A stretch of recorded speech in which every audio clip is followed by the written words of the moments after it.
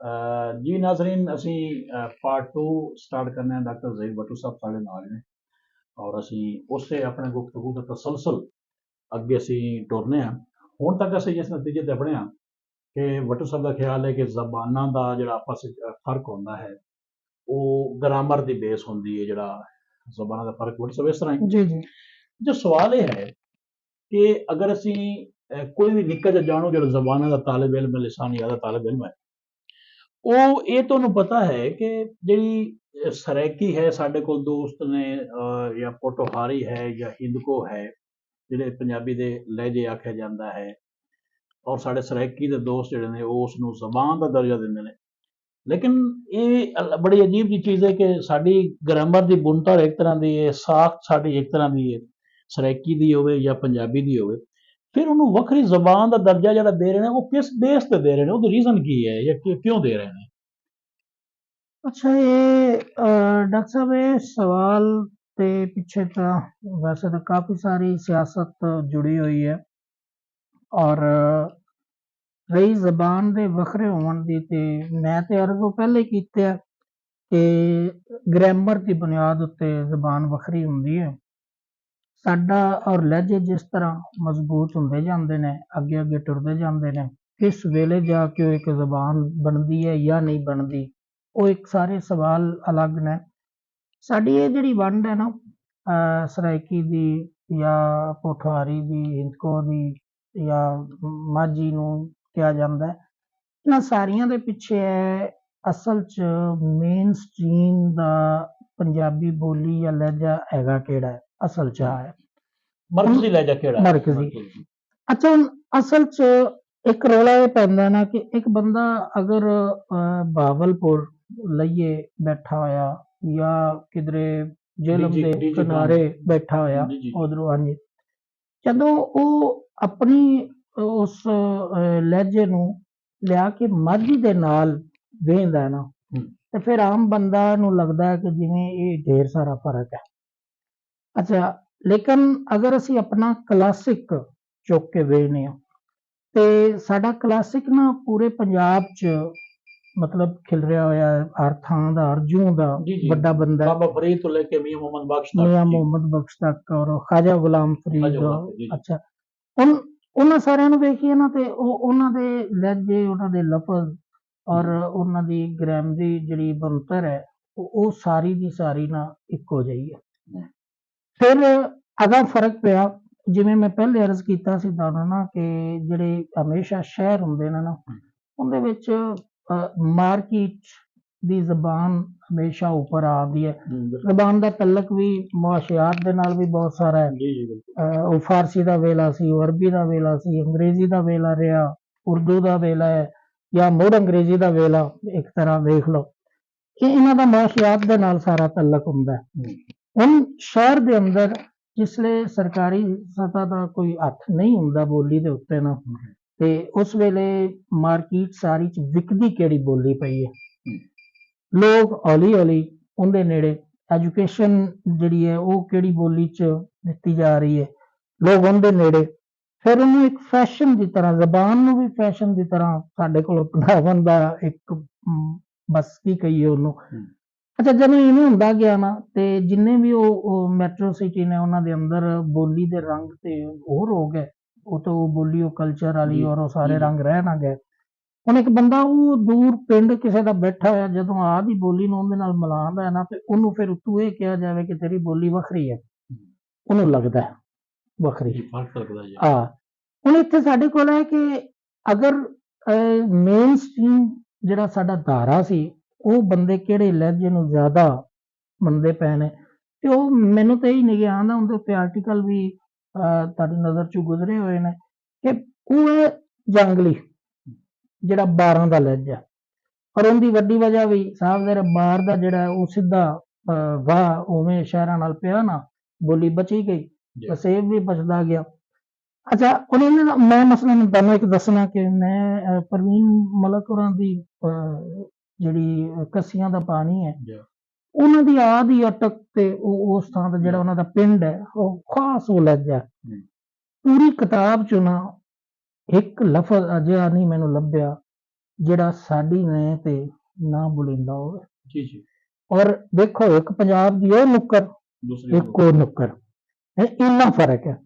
ਹੁਣ ਕੋਈ ਵੀ ਜੰਗਲੀ ਬਾਹਰ ਦਾ ਬੰਦਾ ਅਜਿਹਾ ਨਹੀਂ ਹੋਵੇਗਾ ਕਿ ਜਿਹਨੂੰ ਕੋਈ ਓਪਰੀ ਬੋਲੀ ਲੱਗੇ, ਦੂਜੀ ਜਾਂ ਵੱਖਰੀ ਬੋਲੀ ਲੱਗੇ, ਜਾਂ ਉਹਨੂੰ ਗ੍ਰਾਮਰ ਦੀ ਸਤ੍ਹਾ ਤੇ ਹੋਰ ਤਰ੍ਹਾਂ ਵੇਖਦਾ ਪਿਆ ਹੋਵੇ, ਜਾਂ ਕੋਈ ਲਹਿਜੇ 'ਚ ਐਸਾ ਹੋ ਸਕਦਾ, ਕੋਈ ਇੱਕ ਅੱਧਾ ਲਫ਼ਜ਼ ਲਹਿਜੇ ਦੀ ਵਜ੍ਹਾ ਤੋਂ ਇਸ ਤਰ੍ਹਾਂ ਹੋ ਸਕਦਾ ਹੈ। ਲਫ਼ਜ਼ ਤਾਂ ਹੋਰ ਸ਼ੈ ਹੈ ਨਾ, ਹਾਂਜੀ, ਲੇਕਿਨ ਉਹ ਬੋਲੀ ਦੀ ਸਮਝ ਨਾ ਆਉਣਾ, ਉਹਦੀ ਗ੍ਰਾਮਰ ਵੱਖਰੀ ਹੋਣਾ, ਐਸਾ ਨਹੀਂ ਹੈਗਾ। ਪਿੱਛੇ ਮੁੜ ਸਿਆਸੀ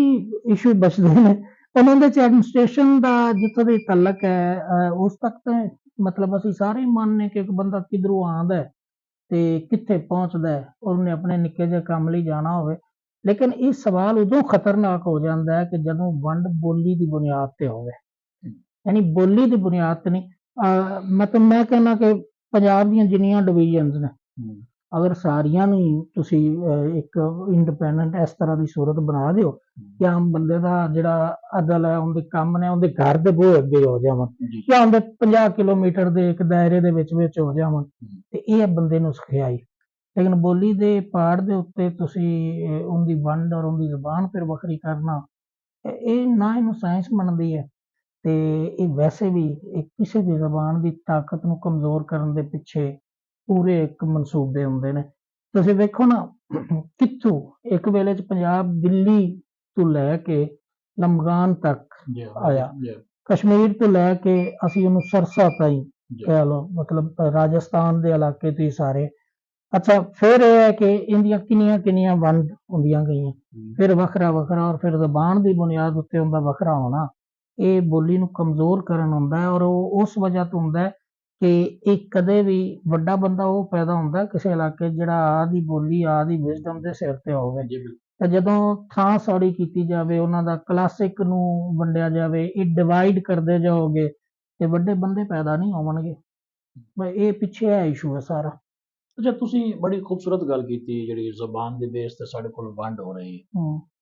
ਜੇ ਤੁਹਾਡਾ ਇਹ ਖਿਆਲ ਹੈ ਕਿ ਸਰਾਇਕੀ ਜਿਹੜਾ ਹੈ, ਜਾਂ ਹਿੰਦਕੋ ਸਾਡਾ ਹੈ, ਜਾਂ ਪੋਠੋਹਾਰੀ, ਇਹ ਸਾਰੇ ਹੀ ਪੰਜਾਬੀ ਦੇ ਲਹਿਜੇ ਨੇ ਬੇਸਿਕਲੀ, ਜਿਸ ਨੂੰ ਹੁਣ ਜਿਹੜਾ ਹੈ ਸਿਆਸੀ ਤੌਰ ਤੇ ਇਹਨੂੰ ਜ਼ਬਾਨ ਦਾ ਦਰਜਾ ਦੇ ਕੇ ਤੇ ਵੰਡਾਂ ਪਾਈਆਂ ਜਾ ਰਹੀਆਂ ਨੇ। ਪੰਜਾਬ ਨੂੰ ਪਹਿਲੇ ਹੀ ਵੰਡਿਆ ਗਿਆ, ਉਹ ਸੱਟਾਂ ਅਸੀਂ ਅਜੇ ਪੂਰੀ ਤਰ੍ਹਾਂ ਜਰ ਨਹੀਂ ਸਕੇ। ਤੁਹਾਡਾ ਕੀ ਖਿਆਲ ਹੈ ਕਿ ਜਿਹੜਾ ਹੁਣ ਇਸ ਇੱਕ ਨਵਾਂ ਸੂਬਾ ਬਣਾਉਣ ਦਾ ਨਾਰਾ ਹੈ, ਸਰਾਇਕਿਸਤਾਨ ਜਿਹੜਾ ਜਿਸ ਨੂੰ ਨਾਮ ਦਿੱਤਾ ਜਾ ਰਿਹਾ ਹੈ, ਅਜੇ ਤੱਕ ਤਾਂ ਨਹੀਂ ਬਣਿਆ, ਕਿ ਇਸ ਨਾਲ ਇਹ ਦੋ ਸਵਾਲ ਨੇ ਇਸ ਨਾਲ ਜੁੜੇ, ਕਿ ਇਹ ਵਾਕਈ ਉੱਥੋਂ ਦੀ ਆਵਾਮ ਦੀ ਡਿਮਾਂਡ ਹੈ, ਕਿਉਂਕਿ ਤੁਹਾਡਾ ਚੱਕਰ ਅਕਸਰ ਬਹਾਵਲਪੁਰ ਤੇ ਮੁਲਤਾਨ ਦੇ ਇਲਾਕਿਆਂ ਦੇ ਵਿੱਚ, ਔਰ ਮੈਨੂੰ ਪਤਾ ਹੈ ਕਿ ਤੁਹਾਡੇ ਬਹੁਤ ਸਾਰੇ ਪਿੰਡਾਂ ਦੇ ਵਿੱਚ ਬਹੁਤ ਸਾਰੇ ਦੋਸਤ ਵੀ ਰਹਿੰਦੇ ਨੇ, ਕੀ ਇਸ ਦਾ ਤਲਕ ਆਵਾਮ ਨਾਲ ਹੈ, ਜਾਂ ਕੀ ਵਾਕਈ ਹੀ ਪੰਜਾਬ ਨੂੰ ਇਸ ਵੰਡ ਦੀ ਜ਼ਰੂਰਤ ਹੈ? ਇਹਦੇ ਪਿੱਛੇ ਤਾਂ ਫਿਰ ਵੇਖੋ ਨਾ, ਜੇ ਮੇਰੇ ਖਿਆਲ ਸਾਡੇ ਆਇਨ 'ਚ ਜਦੋਂ ਇਹ ਮਨਜ਼ੂਰੀ ਹੋ ਗਈ ਕਿ ਸੂਬੇ ਨੂੰ ਜ਼ਬਾਨ ਦਾ ਇੱਕ ਸਤ੍ਹਾ ਦਿੱਤੀ ਜਾਵੇ, ਉਦੋਂ ਬਾਅਦ ਸਵਾਲ ਇਹ ਪੈਦਾ ਹੋ ਗਿਆ ਵੀ ਦੇਣੇ ਤਾਂ ਹੈ, ਪਰ ਕਿਹੜੀ, ਤੇ ਉਸ ਕਿਹੜੀ ਲਫ਼ਜ਼ ਦੇ ਵਿੱਚੋਂ ਕੁਐਸਚਨ ਮਾਰਕ ਲੱਗਿਆ, ਤੇ ਫਿਰ ਇਹ ਸਾਰੀਆਂ ਮੁਖਤਲਿਫ ਸ਼ਕਲਾਂ ਜਿਹੜੀਆਂ ਨੇ ਇਹ ਬਣਦੀਆਂ ਗਈਆਂ। ਇਹਦਾ ਮਤਲਬ ਸੀ ਕਿ ਅਸਲ ਪਿੱਛੇ ਮਕਸਦ ਇਹ ਸੀ ਕਿ ਬੋਲੀ ਜਿਹੜੀ ਹੈ ਨਾ, ਉਹ ਲਾਗੂ ਨਹੀਂ ਕਰਨੀ ਪ੍ਰਾਇਮਰੀ ਸਤ੍ਹਾ ਤੱਕ ਜਾਂ ਹਾਈ ਸਤ੍ਹਾ ਤੱਕ, ਜਾਂ ਉਹ ਹੱਕ ਨਹੀਂ ਦੇਣਾ, ਤੇ ਉਸ ਹੱਕ ਨਾ ਦੇਵਣ ਦੇ ਫਿਰ ਬਹਾਨੇ ਬਣਾਏ ਗਏ, ਉਹਨਾਂ ਬਹਾਨਿਆਂ ਨੂੰ ਮਜ਼ਬੂਤ ਕੀਤਾ ਗਿਆ। ਅੱਛਾ, ਹੁਣ ਜਿੱਥੋਂ ਤੱਕ ਤਲਕ ਹੈ ਨਾ ਕਿ ਕੋਈ ਵੀ ਸੂਬੇ ਦੇ ਅਲੱਗ, ਉਹਦੇ ਉੱਤੇ ਮੈਂ ਪਹਿਲੇ ਅਰਜ਼ ਕਰ ਚੁੱਕਿਆ ਕਿ ਬੰਦੇ ਦੇ ਸੁਖਿਆਈ ਦੇ ਲਈ ਜਿਹੜੀ ਐਡਮਿਨਿਸਟ੍ਰੇਸ਼ਨ ਹੈ, ਉਹਦੇ ਕੰਮ ਵੱਖਰੇ ਵੱਖਰੇ ਹੋ ਜਾਵਣ, ਉਹਦੇ ਘਰ ਦੇ ਅੱਗੇ ਉਹਦੇ ਕੰਮ ਹੋਵਣ, ਇੱਕ ਬੰਦੇ ਨੂੰ ਔਖਾ ਨਾ ਹੋਵੇ। ਇਖਤਿਆਰਾਤ ਨੂੰ ਥੱਲੇ ਲੈਵਲ ਤੱਕ ਲੈ ਆਓ, ਉਸ ਨੂੰ ਕਮਿਸ਼ਨਰ ਡੀਸੀ ਲੈਵਲ ਤੇ ਇਖਤਿਆਰਾਤ ਦਿਓ, ਤਾਂ ਕਿ ਉਹਨਾਂ ਨੂੰ ਸੈਕਟਰੀਏਟ ਦੇ ਚੱਕਰ ਘੱਟ ਤੋਂ ਘੱਟ ਜਾਣੇ। ਲੇਕਿਨ ਉਹ ਬੋਲੀ ਦੇ ਉੱਤੇ ਸੂਬੇ ਨੂੰ ਵੱਖਰਾ ਕਰਨਾ, ਉਹ ਬਿਲਕੁਲ ਮੈਂ ਤੁਹਾਨੂੰ ਸਿਆਣਪ ਨਹੀਂ ਸਮਝਦਾ, ਉਹ ਨਹੀਂ ਹੋਣਾ ਚਾਹੀਦਾ। ਡਾਕਟਰ ਸਾਹਿਬ, ਇੱਕ ਬੜਾ ਵੱਡਾ ਜਿਹੜਾ ਕੰਪਲੈਕਸ ਹੈ ਸਾਨੂੰ ਪੰਜਾਬੀਆਂ ਨੂੰ ਹੈ ਕਿ ਅਸੀਂ ਆਪਣੀ ਧਰਤੀ ਨਾਲ ਜੁੜਤ ਸਾਡੀ ਨਹੀਂ ਹੈ, ਆਪਣੇ ਕਲਚਰ ਨਾਲ ਅਸੀਂ ਨਹੀਂ ਜੁੜੇ, ਆਪਣੀ ਜ਼ਬਾਨ ਨੂੰ ਇੱਕ ਆਮ ਪੰਜਾਬੀ ਆਨ ਨਹੀਂ ਕਰਦਾ, ਨਿਸਬਤਨ ਇੱਕ ਪਠਾਨ ਦੇ ਜਾਂ ਸਿੰਧੀ ਬਲੋਚੀ ਦੇ। ਇਹ ਸਿਰਫ ਪੰਜਾਬੀ ਹੀ ਨਫਸਿਆਤੀ ਮਸਾਇਲ ਦਾ ਸ਼ਿਕਾਰ ਕਿਉਂ ਨੇ, ਜਿਹੜਾ ਆਪਣੀ ਧਰਤੀ ਨੂੰ ਆਨ ਨਹੀਂ ਕਰ ਰਹੇ, ਨੈਸ਼ਨਲਿਸਟ ਨਹੀਂ ਹਨ Punjabi, as compare to Pakhtunkhwa ਜਾਂ ਸਿੰਧ ਜਾਂ ਬਲੋਚਿਸਤਾਨ? ਅੱਛਾ, ਇਹਨਾਂ ਨੂੰ ਆਨ ਨਾ ਕਰਨ ਦੀ, ਇਸ ਥਾਂ ਤੇ ਪਹੁੰਚਾਉਣ ਦੇ ਪਿੱਛੇ ਫਿਰ ਹੱਥ ਨੇ ਇੱਕ ਐਸੀ ਤਾਰੀਖ ਦੇ ਜਿਹਦੇ ਵਿੱਚ ਨਾ ਇਹ ਸਾਰਾ ਕੁਝ ਕੀਤਾ ਗਿਆ। ਵੇਖੋ ਨਾ, ਰਜਿਸਟ ਕਰਨ ਵਾਲੇ ਪੰਜਾਬੀ ਸਨ ਅੰਗਰੇਜ਼ ਨੂੰ। ਅੱਛਾ, ਹੁਣ ਹਮੇਸ਼ਾ ਜਦੋਂ ਬੰਦੇ ਨੂੰ ਉਹਦੀ ਥਾਂ, ਉਹਦੀ ਬੋਲੀ ਤੋਂ ਕੱਟ ਦਿੱਤਾ ਜਾਂਦਾ ਹੈ ਨਾ, ਤੇ ਬੰਦਾ ਕਮਜ਼ੋਰ ਹੁੰਦਾ। ਮੈਂ ਤੁਹਾਨੂੰ ਇਹਦੀਆਂ, ਵੈਸੇ ਇਹ ਜਿਹੜੀ ਮੈਂ ਹੁਣ ਮਿਸਾਲ ਦੇਣ ਲੱਗਿਆ, ਇਹਨੂੰ ਕੋਸ ਰੰਗ ਨਾਲ ਵੇਖਿਆ ਨਾ ਜਾਵੇ, ਲੇਕਿਨ ਬਿਟਵੀਨ ਦੀ ਲਾਈਨ ਇੱਕ ਤਾਕਤ ਹੈ ਵੀ ਅਸੀਂ ਆਪਦੇ ਵਸੇਬ 'ਚ ਰਹਿੰਦੇ ਪਏ ਹੋਈਏ ਨਾ, ਤੇ ਮੈਂ ਵੱਟੂ ਹਾਂ ਤੇ ਤੁਸੀਂ ਜੱਪਾ ਖਾਨਦਾਨ ਨਾਲ ਤਲਕ ਹੈ ਤੁਹਾਡਾ। ਵੇਖੋ ਨਾ, ਹੁਣ ਅਸੀਂ ਆਪਦੇ ਸ਼ਰੀਕੇ ਦੇ ਵਿੱਚ ਨਾ ਬਾਜ਼ ਖਾਤ ਐਵੇਂ ਹੀ, ਮਤਲਬ ਨਾ ਚਾਚੇ ਦੇ ਜਾਂ ਤੇ ਨਾ ਬੂਹੇ ਤੇ ਕੰਮ ਨਹੀਂ ਕਰਨਾ, ਮਤਲਬ ਉਹਦਾ ਬੰਨਾ ਨਹੀਂ ਬੰਨਣਾ। ਆਦੀ ਫੈਮਿਲੀ ਦਾ ਕੋਈ ਵੱਡਾ ਵਜ਼ੀਰ ਵੀ ਹੋਵੇਗਾ ਨਾ, ਤੇ ਉਹਨੂੰ ਉਹ ਨਹੀਂ ਕਰਨਾ, ਨਹੀਂ ਮੰਨਣਾ ਉਸਨੂੰ। ਲੇਕਿਨ ਅਸੀਂ ਬਾਅਦ ਚ ਮਿਹਨਤ ਮਜ਼ਦੂਰੀਆਂ ਕਰਨ ਲਈ ਭਾਵੇਂ ਦੁਬਈ ਅਮਰੀਕਾ ਜਾਂਦੇ ਰਹੋ, ਤੇ ਉਸ ਤੋਂ ਪੈੜੇ ਤੋਂ ਪੈੜਾ ਦਾ ਕੰਮ ਕਰ ਲੈਣਾ, ਤੇ ਆਦੇ ਘਰੀ ਜਿਹੜਾ ਉਹ ਕੰਮ ਨਹੀਂ ਕਰਨਾ। ਇੱਕ ਨੈਗੇਟਿਵ ਹੈ, ਲੇਕਿਨ ਇਹਦੇ ਪਿੱਛੇ ਇੱਕ ਹੋਰ ਪਹਿਲੂ ਜਿਹੜਾ ਹੈ ਨਾ, ਉਹ ਹੈ ਕਿ ਜਿਹੜੀ ਵਸੇਬ ਚ ਤੁਸੀਂ ਵਸਦੇ ਪਾਉਂਦੇ ਹੋ ਨਾ, ਉੱਥੋਂ ਦੀ ਮਿੱਟੀ ਤੁਹਾਨੂੰ ਤਾਕਤ ਦਿੰਦੀ ਪਈ ਹੁੰਦੀ ਜੀ ਜੀ। ਅੱਛਾ, ਇਸ ਤਾਕਤ ਦੇ ਵਿੱਚ ਉਹ ਮਿੱਟੀ, ਉਹ ਬੋਲੀ, ਉਹ ਵਸੇਬ, ਇਹਨੂੰ ਪੋਜ਼ਿਟਿਵ ਵੀ ਵਰਤਿਆ ਜਾ ਸਕਦਾ ਹੈ। ਯਾਨੀ ਇਹ ਇੱਕ ਜਿਹੜਾ ਸਾਡਾ ਨੈਗੇਟਿਵ ਜੈਸਾ ਇੰਤਹਾਈ ਪਾਵਰਫੁਲ ਹੈ ਨਾ, ਅਗਰ ਇਹ ਉੱਥੋਂ ਮੋੜ ਕੇ ਪੋਜ਼ਿਟਿਵ ਕਰ ਦਿੱਤਾ ਜਾਵੇ ਤੇ ਅਸੀਂ ਕਿੱਥੇ ਜਾ ਸਕਦੇ ਹਾਂ। ਅੱਛਾ, ਇਹ ਸਾਰੀਆਂ ਸ਼ੈਵਾਂ ਨਾ ਕੋਲੋਨਾਈਜ਼ਰ ਨੂੰ ਬਹੁਤ ਸੋਹਣੇ ਤਰੀਕੇ ਨਾਲ ਪਤਾ ਸੀ। ਪਤਾ ਕਿਵੇਂ ਸੀ? ਤੁਹਾਡਾ ਆਦਾ ਕੰਮ ਇਹਦੇ ਮੌਜੂਦ ਹੈ ਕਿ ਸਾਡੇ ਅਖਾਣ ਉਹਨਾਂ ਇਕੱਠੇ ਕੀਤੇ, ਸਾਡੀਆਂ ਜ਼ਾਤਾਂ ਦੇ ਬਾਰੇ ਜਿਹੜੀਆਂ ਮਾਲੂਮ, ਉਹਨੇ ਇੱਥੇ ਫਿਰ ਲਹਿਜਿਆਂ ਤੇ ਵੀ ਕੰਮ ਉਹਨਾਂ ਦਾ ਕੀਤਾ, ਲਹਿਜਿਆਂ ਦਾ ਕੰਮ ਵੀ ਉਹਨਾਂ ਦਾ ਸੀ। ਫਿਰ ਤੁਸੀਂ ਵੇਖੋ ਨਾ, ਇਹ ਹੁਣ ਜਿਹੜਾ ਹੈ ਨਾ ਪੰਜਾਬ ਕਾਸਟ, ਐਸ ਸੱਚ ਤੇ ਜ਼ਾਤ ਔਰ ਕਬੀਲੇ 'ਚ ਫਰਕ ਹੈ, ਲੇਕਿਨ ਜ਼ਾਤ ਨੂੰ ਕਬੀਲਾ ਬਕਾਇਦਾ ਬਣਾ ਕੇ ਲਾਗੂ ਕਰਨਾ ਇਹ ਫਿਰ ਇੱਕ ਜ਼ੁਲਮ ਸੀ। ਅੱਛਾ, ਤੀਜਾ ਵੇਖੋ ਨਾ ਕੀ ਕੀਤਾ, ਆਪ ਤਾਂ ਆਪਣੇ ਆਪ ਨੂੰ ਕਹਿੰਦੇ ਨੇ, ਉਹ ਸਾਰੀਆਂ ਕਿਤਾਬਾਂ ਫਰੋਲੀਆਂ ਨਾ, ਮੇਰਾ ਕਿਉਂਕਿ PhD ਤੱਕ ਆਉਂਦੀ ਹੁੰਦੇ ਤੇ ਆਇਆ, ਉਹ ਆਪਣੇ ਆਪ ਨੂੰ ਕਹਿੰਦੇ ਨੇ ਯੂਰਪੀਅਨ, ਤੇ ਸਾਨੂੰ ਪੰਜਾਬੀਆਂ ਨੂੰ ਕਹਿੰਦੇ ਨੇ ਸਿੱਖ, ਹਿੰਦੂ, ਮੁਸਲਮਾਨ, ਫਿਰ ਅਗਾਂਹ ਕਹਿੰਦੇ ਨੇ ਜੀ ਇਹ ਖਰਲ ਹੈ, ਵੱਟੂ ਹੈ, ਜੱਪਾ ਹੈ, ਚੱਦੜ ਹੈ, ਫਿਰ ਅਗਾਂਹ ਡਿਵਾਈਡ ਕਰਦੇ ਨੇ। ਅੱਛਾ, ਇਹ ਅਸਲ ਦੇ ਵਿੱਚ ਸੀ ਕਿ ਉਹ ਸਾਰੀ ਸ਼ਨਾਖਤ ਨੂੰ, ਇੱਕ ਟੋਟਲ ਸ਼ਨਾਖਤ ਨੂੰ ਗਵਾਉਣ ਦੇ ਲਈ ਨਾ ਸਾਰਾ ਕੁਝ ਕੀਤਾ ਗਿਆ। ਹੁਣ ਅਸੀਂ ਇਸ ਤੋਂ ਅਗਲਾ ਸਟੈਪ ਕੀ ਲਿਆ ਕਿ ਅਸੀਂ ਉਸ ਬੋਲੀ ਜਾਂ ਉਸ ਤਾਕਤ ਨੂੰ ਜਿਹੜਾ ਹੈ ਨਾ, ਉਹਨੂੰ ਪੋਜ਼ਿਟਿਵ ਵਰਤਣਾ ਸੀ। ਤਾਂ ਫਿਰ ਅੰਗਰੇਜ਼ ਨੇ ਸਾਡੀਆਂ ਜੜ੍ਹਾਂ ਵੱਢੀਆਂ, ਸਪੈਸ਼ਲੀ ਪੰਜਾਬ ਦੀਆਂ, ਇਹਨਾਂ ਕੋਲ ਬੋਲੀ ਖੋਹ ਲਵੋ ਔਰ ਇਹਨਾਂ ਕੋਲ ਸ਼ਨਾਖਤ ਖੋਹ ਲਵੋ। ਹੁਣ ਜਦੋਂ ਸ਼ਨਾਖਤ ਖੁੱਸੀ ਤੇ ਅਸੀਂ ਆਵਾਜ਼ 'ਚ ਲਟਕ ਗਏ। ਫਿਰ ਮਤਲਬ ਅੱਗੇ ਕਾਨੂੰਨੀ ਤੋਂ ਬਾਅਦ ਜਦੋਂ ਇੱਕ ਨਵਾਂ ਸੈਟਅਪ 'ਚ ਅਸੀਂ ਆਏ, ਆਜ਼ਾਦੀ ਦੀ ਸੂਰਤ 'ਚ ਆਏ, ਤੇ ਉਹਦੇ ਪਿੱਛੇ ਉਹ ਸ਼ੁੱਧੀ ਦੀ ਤਾਰੀਖ, ਆਰੀਆ ਸਮਾਜ ਦੀ ਸੂਰਤ ਹਾਲ, ਔਰ ਉਹਦੇ ਵਿੱਚੋਂ ਸਾਡੇ ਉੱਤੇ ਜਿਨ੍ਹਾਂ ਤੇ ਹੁਕਮਰਾਨੀ ਜਾਂ ਪਹਿਲੀ ਬਿਊਰੋਕ੍ਰੇਸੀ ਦੀ ਸੂਰਤ ਬਣਦੀ ਪਈ ਹੈ, ਉਹ ਵੀ ਉਹ ਲੋਕ ਸਨ ਜਿਨ੍ਹਾਂ ਦੀ ਇਹ ਬੋਲੀ ਨਹੀਂ ਸੀ। ਤੇ ਫਿਰ ਇੱਕੋ ਹੀ ਰਾਹ ਬਚਦਾ ਆਇਆ ਕਿ ਇਹ ਪੇਂਡੂ ਨੇ, ਇਹ ਜਹਿਲ ਨੇ, ਤੇ ਇਹਨਾਂ ਜਹਿਲਾਂ ਪੇਂਡੂਆਂ ਨੂੰ ਨਾ ਇਹਨਾਂ ਦਾ ਨਾ ਹਕੂਮਤ 'ਚ ਆ ਸਕਦੇ ਨੇ, ਨਾ ਕੋਈ ਕਾਨੂੰਨ ਇਹਨਾਂ ਦਾ ਹੋ ਸਕਦਾ ਹੈ। ਬਲਕਿ ਉਹ ਨਾਰਮਨ ਦੀ ਇੱਕ ਬੜੀ ਮਸ਼ਹੂਰ ਕੋਟੇਸ਼ਨ ਹੈ ਜਿਹਦੇ 'ਚੋਂ ਕਹਿੰਦਾ ਕਿ ਇੱਥੇ ਕੋਈ ਕਾਨੂੰਨ ਨਹੀਂ ਹੈਗਾ ਸੀ, ਸਾਡੇ ਕਾਮਨ ਸੈਂਸ ਹੀ ਕਾਨੂੰਨ ਹੁੰਦੀ ਸੀ ਪੰਜਾਬ 'ਚ। ਸਵਾਦ ਆ ਗਿਆ ਕਿ 5000 ਸਾਲ ਤੱਕ ਜਿੰਦੀ ਰਵਾਇਤ ਏਡੀ ਮਜ਼ਬੂਤ ਪਈ, ਉਹਨਾਂ ਦਾ ਕਾਨੂੰਨ ਹੀ ਕੋਈ ਨਹੀਂ ਸੀ। ਔਰ ਉਹਨਾਂ ਦਾ ਕਾਨੂੰਨ ਸੀ ਜਿਹੜੇ ਕੱਲ ਦਿਹਾੜੀ ਉੱਠ ਕੇ ਮਤਲਬ ਭੁੱਖ ਮਰਦੇ ਹੋਏ ਆ ਤੇ ਲੁੱਟਦੇ ਫਿਰਦੇ ਨੇ। ਸਾਡੇ ਕੋਲ ਇਨਸਾਫ ਦਾ ਕਾਨੂੰਨ ਬੜਾ ਤਕੜਾ ਹੈ, ਸਾਡੇ ਕੋਲ ਪੰਚਾਇਤੀ ਨਿਜ਼ਾਮ ਦਾ ਸਾਰਾ। ਅੱਛਾ, ਹੁਣ ਇਹਦੇ 'ਚ ਨਾ ਤੁਸੀਂ ਇੱਕ ਹੋਰ ਪੱਖ ਸਾਨੂੰ ਵੇਖਣ ਦੀ ਲੋੜ ਹੈ ਕਿ ਇਸ ਸਾਰੇ ਨਿਜ਼ਾਮ ਦੇ ਅੰਦਰ ਜਦੋਂ ਉਹਨਾਂ ਬੰਦੇ ਨੂੰ ਤੋੜਿਆ, ਫਿਰ ਇਹ ਹੈ ਕਿ ਬਿਊਰੋਕ੍ਰੇਸੀ ਨੇ ਆ ਕੇ ਨਵੀਆਂ ਸੈਟਅਪ ਦੇ ਵਿੱਚ ਵੀ ਕਿਹਾ ਕਿ ਇਹ ਬੋਲੀ, ਇਹ ਇੱਥੋਂ ਦੇ ਲੋਕ ਜਿਹੜੇ ਨੇ ਇਹਨਾਂ ਨੂੰ ਬੋਲੀ ਦੇ ਜ਼ਰੀਏ ਤੋੜਿਆ ਜਾ ਸਕਦਾ। ਟੈਕਸ ਦਾ ਨਿਜ਼ਾਮ ਬਦਲਿਆ,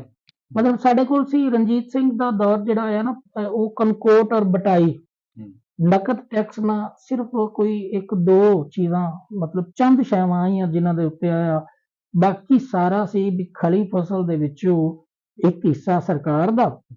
ਮਿਥ ਲਿਆ ਜਾਂਦਾ ਆ, ਬਾਕੀ ਕਿਸਾਨ ਦਾ। ਹੁਣ ਅਗਰ ਉੱਥੇ ਸਲਾਬ ਆ ਗਿਆ, ਅਗਰ ਆਫਤ ਪੈ ਗਈ, ਤੇ ਕਿਸਾਨ ਦਾ ਵੀ ਗਿਆ ਤੇ ਸਰਕਾਰ ਦਾ ਵੀ ਗਿਆ। ਦੂਜਾ ਇਹ ਹੁੰਦਾ ਸੀ ਕਿ ਜੇ ਖਲੀ ਫਸਲ ਦੇ ਵਿੱਚੋਂ ਮਿੱਥੇ ਜਾਣ ਤੋਂ ਬਾਅਦ ਕਿਸਾਨ ਜਿੰਨਾ ਕੰਮ ਕਰਨਾ ਹੈ, ਉਹਨੇ ਸਰਕਾਰ ਵਾਲੇ ਹਿੱਸੇ ਦਾ ਆਪਣੀ ਮਜ਼ਦੂਰੀ ਲੈ ਲੈਣੀ। ਇਹਨਾਂ ਇੱਕ ਨਕਦ ਟੈਕਸ ਕੀਤਾ, ਦੂਜਾ ਬੋਲੀ ਬਦਲ ਦਿੱਤੀ, ਤੀਜਾ ਐਜੂਕੇਸ਼ਨ ਨਵੀਂ ਦੇ ਦਿੱਤੀ, ਜਿਹੜਾ ਸਾਡੀਆਂ ਉਹ ਪੁਰਾਣੀ ਇੰਡੀਜੀਨਸ ਰਿਪੋਰਟਸ ਦੇ ਆਇਆ ਉਹ ਸੈਟਅਪ ਨੂੰ ਬਦਲ ਦਿੱਤਾ। ਅੱਛਾ, ਅਸਲ ਪਿੱਛੇ 1857 ਉਸ ਤੋਂ ਪਹਿਲੇ ਦਾ ਰੋਲ, ਉਹ ਪੁਰਾਣੀਆਂ ਸਾਰੀਆਂ ਕਿਤਾਬਾਂ ਔਰ ਰਵਾਇਤਾਂ ਉਹ ਅਸਲ ਚ ਨਾ ਨਫਸਿਆਤੀ ਤੌਰ ਤੇ ਸਾਨੂੰ ਪਰਖਦੇ ਪਏ ਸਨ ਕਿ ਕਿੱਥੇ ਕਿੱਥੇ ਚੋਟ ਮਾਰਾਂਗੇ ਨਾ ਤੇ ਇਹ ਕਿੱਥੋਂ ਜਾ ਕੇ ਇਹਨਾਂ ਦੀ ਅਣਖ ਮੈਲੀ ਹੁੰਦੀ ਹੈ। ਉਹ ਟੈਸਟਰ ਹੁੰਦੇ ਸਨ ਔਰ ਉਹਨਾਂ ਟੈਸਟਰ ਦੇ ਨਾਲ ਆ ਕੇ ਉਹਨਾਂ ਇਸ ਕੌਮ ਨੂੰ, ਪੰਜਾਬੀਆਂ ਨੂੰ ਇਸ ਥਾਂ ਤੇ ਲੈ ਆਉਂਦਾ ਹੈ ਕਿ ਅੱਜ ਅਸੀਂ ਉਹ ਸਾਡੇ ਅੰਦਰ ਉਹ ਗੱਲ ਹੀ ਮੁੱਕ ਗਈ ਹੈ। ਇਸ ਤੋਂ ਵੱਡੀ ਛੋਟੀ ਗੱਲ ਹੈ ਕਿ ਤਲਵਾਰ ਜਿਹੜਾ ਵਾਪਸ ਕਰਦਾ ਸੀ ਉਹਨੂੰ ਇੱਕ ਆਨਾ, ਤੇ ਜਿਹੜਾ ਪੰਜਾਬੀ ਕਾਇਦਾ ਵਾਪਸ ਕਰਦਾ ਹੈ ਉਹਨੂੰ 3 ਆਨੇ ਦਿੱਤੇ ਜਾ ਰਹੇ ਨੇ। ਅਸੀਂ ਫਿਰ ਵੀ ਕਾਇਦੇ ਵਾਪਸ ਕੀਤੇ, ਕਾਇਦੇ ਵਾਪਸ ਕਰਕੇ ਅਸੀਂ 3 ਆਨੇ ਵਸੂਲ ਕੀਤੇ, 3 ਆਨੇ ਵਸੂਲ ਕੀਤੇ ਨਾ। ਜੀ ਜੀ ਬਿਲਕੁਲ। ਤੇ ਉਹ ਪਿੱਛੇ ਤੇ ਇੱਕ ਲੰਮੀ ਸਿਆਸਤ ਹੈ ਨਾ ਸਾਨੂੰ ਤੋੜਨ ਚ। ਤੇ ਦੂਜੀ ਗੱਲ ਹੈ ਕਿ ਵੇਖੋ ਨਾ, ਹੁਣ ਸਾਡੇ ਕੋਲ ਬੈਠੇ ਨੇ, ਤੁਸੀਂ ਵੇਖੋਗੇ ਕਿ ਸਾਡੇ ਮੂੰਹ ਪੰਜਾਬੀਆਂ ਦੇ ਕਦੇ ਵੀ ਨਹੀਂ ਕਿਸੇ ਵੀ ਦੂਜੇ ਦੇ ਬਾਰੇ ਕੋਈ ਗਲਤ ਗੱਲ ਨਿਕਲਦੀ। ਤੇ ਕਿਉਂਕਿ ਸਾਡੇ ਗਰੀ ਕੋ ਪੁਰਾਣਾ ਆ ਤੇ ਬਵੇਗਾ ਨਾ, ਉਹ ਦਿਲ ਮਾਰੇ ਦਾ ਨਾ ਗੁਆਂਢੀਆਂ ਦੇ ਗਰੀ, ਤੇ ਗੁਆਂਢੀ ਜਿਹੜਾ ਦਿਲ ਮਾਰੇ ਦਾ ਸਾਡੇ ਗਰੀ ਆਵੇ ਦਾ ਪੁਰਾਣੇ ਨਹੀਂ ਵੱਜੇ ਦਾ। तो साढ़े गरीब पुराने बैत दिल मारे सन। अच्छा, ये फरमाओ कि ਜਿਹੜਾ ਸਾਨੂੰ ਪੰਜਾਬੀਆਂ ਨੂੰ ਇਹ ਤੌਰ ਤੇ ਅਸੀਂ ਜਦੋਂ ਪੰਜਾਬੀ ਦਾ ਕੰਮ ਕਰਨ ਲੱਗਦੇ ਹਾਂ ਤੇ ਕੁਝ ਦੋਸਤ ਸਾਡੇ ਆਸ-ਪਾਸ ਦੇ ਉਹ ਸਾਨੂੰ ਆਖਦੇ ਨੇ ਇਹ ਸਿੱਖਾਂ ਦੀ ਜ਼ਬਾਨ ਹੈ। ਇਹ ਤਾਂ ਜ਼ਬਾਨਾਂ ਦਾ ਨਿੱਕਾ ਜਿਹਾ ਜਾਣੋ ਨਹੀਂ ਜਾਂ ਪਤਾ ਹੈ ਕਿ ਜ਼ਬਾਨ ਦਾ ਤਾਲੁਕ ਕਿਸੇ ਖਾਸ ਮਜ਼ਹਬ ਨਾਲ ਨਹੀਂ ਹੁੰਦਾ। ਇਹਨੂੰ ਕਿਉਂ ਆਖਿਆ ਜਾਂਦਾ ਹੈ? ਕਿਉਂ? ਔਰ ਉਰਦੂ ਮੁਸਲਮਾਨਾਂ ਦੀ ਜ਼ਬਾਨ ਹੈ, ਹਿੰਦੀ ਹਿੰਦੂਆਂ ਦੀ ਜ਼ਬਾਨ ਹੈ, ਔਰ ਪੰਜਾਬੀ ਸਿੱਖਾਂ ਦੀ ਜ਼ਬਾਨ ਹੈ। ਇਹ ਕਿਉਂ ਇਸ ਨੂੰ? ਇਹਦੇ ਪਿੱਛੇ ਨਾ ਅਸਲ ਚ ਜਿਹੜੀ ਸਾਡੀ ਟੈਕਨੋਲੋਜੀ ਦੇ ਵਿੱਚ ਇੱਕ ਦੌਰ, ਮਤਲਬ ਸਭ ਤੋਂ ਪਹਿਲੇ ਅਗਰ ਮੈਂ ਕੋਈ ਗਲਤ ਨਹੀਂ ਤੇ ਪੁਰਤਗਾਲੀਆਂ ਨੇ ਨਾ ਪ੍ਰੈਸ ਸਭ ਤੋਂ ਪਹਿਲੇ ਹਿੰਦੁਸਤਾਨ ਚ ਲਾਉਣ ਦੀ ਕੋਸ਼ਿਸ਼ ਕੀਤੀ, ਪਰ ਉਸ ਵੇਲੇ ਨਾ ਲੱਗ ਸਕਿਆ। ਉਹਦੀਆਂ ਅਕਬਰ ਦੇ ਨਾਲ ਕਈ ਵਜ੍ਹਾ ਸਨ। ਅੰਗਰੇਜ਼ ਨੇ ਆ ਕੇ ਨਾ ਪ੍ਰੈਸ ਨੂੰ ਆਮ ਕੀਤਾ। ਇਹ ਜਿਹੜੀ ਮੌਜੂਦਾ ਜਮਹੂਰੀਅਤ ਦਾ ਰੰਗ ਹੈ, ਇਹਨੂੰ ਵੀ ਉਹਨਾਂ ਕਾਨੂੰਨੀ ਚਾਪ ਲਿਆਂਦਾ ਔਰ ਉਹ ਆਰੀਆ ਸਮਾਜ ਤੇ ਫਿਰ ਉਸ ਤੋਂ ਬਾਅਦ ਸਿੰਘ ਸਭਾ ਲਹਿਰ ਬਣੀ, ਅੰਜਮਨ ਅਮਿਤ ਇਸਲਾਮ, ਮੁਸਲਿਮ ਲੀਗ, ਕਾਂਗਰਸ, ਇਹ ਸਾਰੇ ਲੋਕ। ਅੱਛਾ, ਉਸ ਦੌਰ ਦੇ ਵਿੱਚ ਨਾ ਫਿਰ ਇੱਕ ਲੋੜ ਪਈ ਕਿ ਤੁਸੀਂ ਅਲੱਗਾ ਜਿਹੜਾ ਇੱਕ ਟਰਮ ਯੂਜ਼ ਕੀਤੀ ਜਾਂਦੀ ਨਾ ਕਿ ਅਲੱਗਾ ਤਸ਼ੱਖੁਸ ਲਈ ਤੁਸੀਂ ਬਾਕੀ ਸ਼ੈਵਾਂ ਦੇ ਨਾਲ ਨਾਲ ਇਹਨਾਂ ਨੂੰ ਵੀ ਬਦਲੋ। ਉੱਥੇ ਬੋਲੀ ਵੀ ਬਦਲੀ ਗਈ, ਬਲਕਿ ਮਰਦਮਸ਼ੁਮਾਰੀ ਦੇ ਵਿੱਚ ਖਾਨਾ ਵੀ ਉਹ ਰੱਖਿਆ ਗਿਆ ਕਿ ਜੀ ਤੁਸੀਂ ਆਪਣਾ ਡਾਟਾ ਇਕੱਠਾ ਹੋਇਆ ਨਾ ਕਿ ਇਸ ਮਹੱਲੇ ਦੇ ਵਿੱਚ ਕਿੰਨੇ ਕੌਣ ਰਹਿੰਦੇ ਨੇ, ਫਿਰ ਮਸਲਕ ਕਿਹੜਾ ਕਿਹੜਾ ਰਹਿੰਦਾ, ਮਜ਼ਹਬ ਕਿਹੜਾ ਕਿਹੜਾ ਰਹਿੰਦਾ। ਅੱਛਾ, ਜਦੋਂ ਉਹ ਵੋਟ ਦੇ ਲਈ, ਹੁਣ ਅੱਜ ਵੀ ਹੁਣ ਪਿਛਲੇ ਦਿਹਾੜੇ ਲੱਗੇ ਨੇ, ਅਸੀਂ ਵੋਟ ਲੈਣ ਲਈ ਸਾਡਾ ਬੰਦਾ ਕੀ ਨਹੀਂ ਕਰ ਰਿਹਾ ਹੁੰਦਾ ਸਾਰੀ ਦੁਨੀਆ 'ਚ। ਅੱਛਾ, ਉਹ ਫਿਰ ਡਾਟਾ ਦੇ ਉੱਪਰ ਕੰਮ ਹੋਇਆ। ਫਿਰ ਉਹਨਾਂ ਆਖਿਆ ਜੀ ਬੋਲੀ ਅਲੱਗਾ ਹੋਵੇ ਤੇ ਹਿੰਦੂਆਂ ਸਿੱਧਾ ਕਿਹਾ ਕਿ ਹਿੰਦੀ ਹਿੰਦੁਸਤਾਨ ਦੀ, ਔਰ ਉਹ ਸਪੈਸ਼ਲੀ ਦੇਵਨਾਗਰੀ ਰਸਮ ਖਾਤ ਦੇ ਅੰਦਰ। ਸਿੱਖਾਂ ਨੇ ਕਿਹਾ ਕਿ ਗੁਰੂ ਦੇ ਮੂੰਹ ਚੋਂ ਨਿਕਲੀ ਹੋਈ ਹੈ ਬੋਲੀ, ਜ਼ਿਆਦਾ ਉਹਨਾਂ ਵੀ ਬੋਲੀ ਨੂੰ ਮੁਕੱਦਸ ਕਰਕੇ ਜਾਣਿਆ, ਜਿਹੜਾ ਕਿ ਮਤਲਬ ਜਿਹੜਾ ਤੁਸੀਂ ਆਪ ਕਹਿ ਚੁੱਕੇ ਹੋ ਕਿ ਬੋਲੀ ਦਾ ਰੰਗ ਮੁਕੱਦਸ ਨਹੀਂ ਹੁੰਦਾ, ਲੇਕਿਨ ਉਹ ਇੱਕ ਇਤਰਾਮ ਸੀ ਕਿ ਬਾਬਾ ਗੁਰੂ ਨਾਨਕ ਨੇ ਪੰਜਾਬੀ ਕਹੀ, ਉਹਨਾਂ ਵੀ ਉਹਨ ਕਰ ਲਿਆ। ਲੇਕਿਨ ਡਾਕਟਰ ਸਾਹਿਬ ਉਸ ਤੋਂ ਪਹਿਲਾਂ ਬਾਬਾ ਫਰੀਦ ਨੇ ਪੰਜਾਬੀ ਕਹਿ ਮੈਂ ਉਹੀ ਕਹਿਣ ਲੱਗਿਆ ਨਾ, ਪਿੱਛੇ ਹੁਣ ਮੁਸਲਮਾਨ ਆਏ, ਹੁਣ ਮੁਸਲਮਾਨਾਂ ਨੇ ਇੱਕ ਮਨੇ ਉਹਨਾਂ ਕੋਲ ਰੰਗ ਇਹ ਸੀ ਕਿ ਉਹ ਬਾਬਾ ਫਰੀਦ ਵਾਲੀ ਬੋਲੀ ਨੂੰ ਆਖਣ ਕੇ ਬਾਬਾ ਫਰੀਦ ਦੇ ਵੀ ਲਿਖਦੇ ਪਏ ਨੇ। ਉਹ ਵੀ ਨਾ ਉਹਨਾਂ ਚੁਣੀ ਕਿਉਂਕਿ ਉਹ ਸਿੱਖ ਪਹਿਲੇ ਲੈ ਗਏ। ਅੱਛਾ, ਹਿੰਦੀ ਜਿਹੜੀ ਆਈ ਉਹ ਉਹਨਾਂ ਕਹਿ ਲਈ ਦੇਵਨਾਗਰੀ ਲਿਖ ਕੇ, ਅਸਾਂ ਉਰਦੂ ਕਹਿ ਦਿੱਤੀ। ਔਰ ਉਰਦੂ ਚ ਤੇ ਹਿੰਦੀ ਚ ਫਰਕ ਉਸ ਟਾਈਮ ਇਹ ਸੀ ਕਿ ਉਹ ਦੇਵਨਾਗਰੀ ਚ ਆਈ ਤੇ ਇਹ ਫਾਰਸੀ ਰਸਮ ਖਾਤ ਚ ਆਈ। ਪੰਜਾਬੀ ਦਾ ਵੀ ਇਹ ਸੀ ਕਿ ਉਹ ਗੁਰਮੁਖੀ ਰਸਮ ਖਾਤ ਆਇਆ, ਸਾਡਾ ਸ਼ਾਹਮੁਖੀ ਰਸਮ ਖਾਤ ਆਇਆ, ਐਨ ਦੋਵੇਂ ਪੰਜਾਬੀਆਂ ਆਈਆਂ। ਫਿਰ ਵੇਲਾ ਲੰਘਿਆ ਤੇ ਵੇਲੇ ਦੇ ਨਾਲ ਫਿਰ ਨਵੀਂ ਕੰਮ ਹੋਇਆ ਕਿ ਉਧਰ ਸੰਸਕ੍ਰਿਤਾਈਜ਼ ਹੁੰਦਾ ਗਿਆ। ਇਹ ਪਿਛਲੇ ਦਿਨਾਂ ਚ ਮੈਂ ਇੱਕ ਤਨਕੀਦ ਦੀ ਕਿਤਾਬ ਕੀਤੀ ਸੀ, ਤੁਹਾਨੂੰ ਵੀ ਪੇਸ਼ ਕੀਤੀ। ਤੁਸੀਂ ਉਹ ਪਹਿਲਾ ਬੰਦਾ ਸੀ, ਕੀ ਉਹਨਾਂ ਦਾ ਨਾਮ ਸੀ, ਸੰਤ ਸਿੰਘ ਸੇਖੋਂ, ਜਿਨ੍ਹਾਂ ਨੇ ਪੰਜਾਬੀ ਤਨਕੀਦ ਨੂੰ ਜਾਂ ਪੰਜਾਬੀ ਬੋਲੀ ਨੂੰ ਸੰਸਕ੍ਰਿਤਾਈਜ਼ ਕੀਤਾ। ਅੱਛਾ, ਇੰਨਾ ਔਖਾ